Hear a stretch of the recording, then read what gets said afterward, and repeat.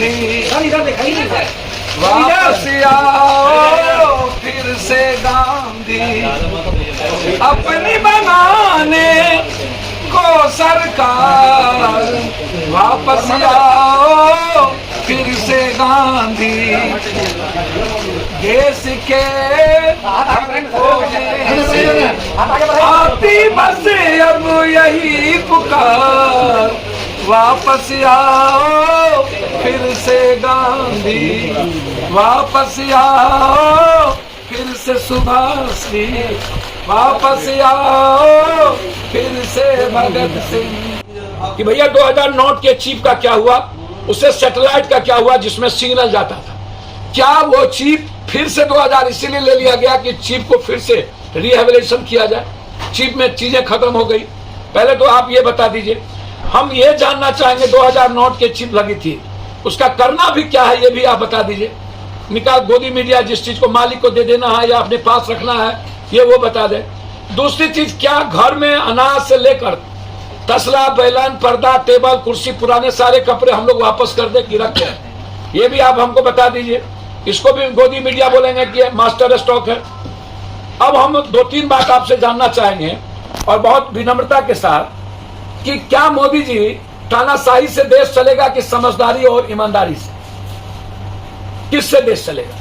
क्या मोदी जी आपको अब किसी चीजों पर भरोसा नहीं रही, न राम पर, न कृष्ण पर, न शिव पर, न नानक पर, न बुद्ध पर, न कबीर पर, न दुनिया के किसी संस्कृति पर, न विज्ञान पर, न अध्यात्म पर, अब किसके सहारे आप दुनिया में?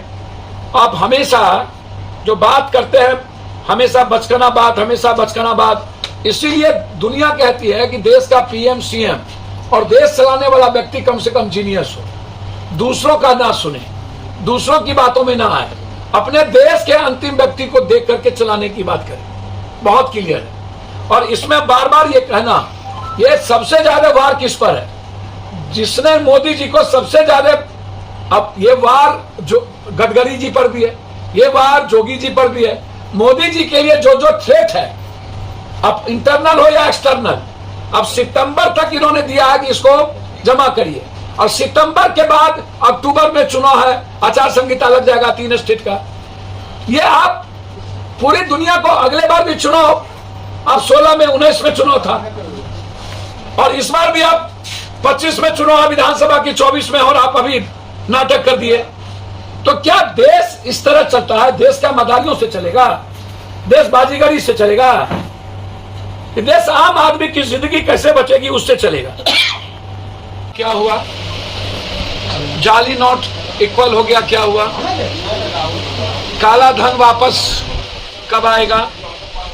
आतंकवादी गतिविधि क्यों बढ़ गई? और भ्रष्टाचार दुनिया के प्रचंड पर क्यों चला गया?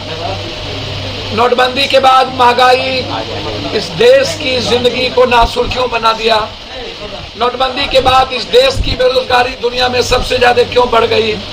नोटबंदी के बाद गरीबी इस देश की दुनिया में सबसे ज्यादा क्यों बढ़ गई?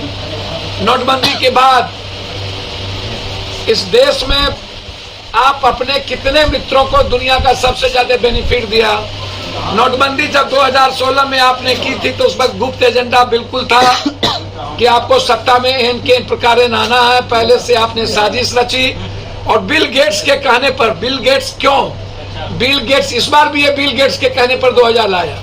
बिल गेट्स चाहता है कंप्लीट हर चीजों को डिजिटल कर देना दुनिया में, ताकि उस बाहर के लोगों को भारत की एक एक चीज कब्जा में करके रखने का उनका जो प्लान है डिजिटल मीडिया का, डिजिटल, वो बिल गेट्स उसमें पूरी साजिश उसमें रच ली। तब भी और अभी भी 2 गुप्त एजेंडा था। एक गुप्त एजेंडा था कि भारत को डिजिटल करके वर्ल्ड के हाथों में दे दिया जाए और भारत की भूमिका खत्म कर दी जाए। दूसरा एजेंडा था कि एन के प्रकार नरेंद्र मोदी जी के पास सारा पैसा, उनके मित्र के पास सारा पैसा चला जाए और चुनाव में उनकी एजेंडा हो, दूसरी की कोई एजेंडा नहीं हो। अब मैं ये जानना चाहूंगा कि 54,000 करोड़ रुपया जो गायब है वो कहां गायब है? आप बोलते क्यों नहीं? 54,000 करोड़ रुपया। दूसरी चीज 32 लाख हजार करोड़ रुपया, 16 लाख तब था नोटबंदी के पहले, अभी 32 लाख के लगभग वो बढ़ा। फिर ऐसी क्या जरूरत पड़ गई इनको 2,000 रुपया? जब आप 2,000 रुपया लाए, आप उस वक्त बार बार कहते थे, मैं गोदी मीडिया जो था वो बार बार चिल्लाता था, master stock, master stock, master और अभी भी वो गोदी मीडिया मास्टर स्ट्रोक दोबारा चिल्लाने लगा। ना कुछ आता है गोदी मीडिया को, ना कुछ जानता है। और जिस तरीके से ये गोदी मीडिया के लोग हर झूठ फरेब उल्टा पुल्टा में मोदी जी का सपोर्ट करते हैं, इसीलिए देखिए मैं मोदी जी को एक सलाह देना चाहूंगा।